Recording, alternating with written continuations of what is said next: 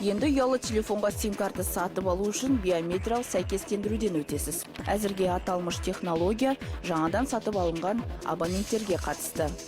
Мамандар биометриялық сәйкестендіру күнделікті қолданылатын қосымшаларда бар дейді. Яғни жаңа технология әрбір адамға таныс. Абонент сим-картаны жоғалтқан жағдайда арнайы орталықта қайтадан қалыпқа келтіре алады. Қауіпсіздігін білсек, адамды несін түсірген кезде, жаңағы бейнесін түсірген кезде, оны орнына жаңағы суретті қойып көрсек, өйткені liveness detection бағдарламасы өткізбейді. Өйткені нейронды сеть, жаңағы нейронны не арқылы, бағдарламасы арқылы, жаңағы адамның жымиюы, қараңыз, жоғары қараңыз, көзіңізді тоқтатыңыз, бүйтіңіз, оңға солға деген, сол арқылы жаңағы адамның тірі екенін анықтайды. Егер жаңағы сурет болса, ол адам емес екенін біледі, ол жай сурет.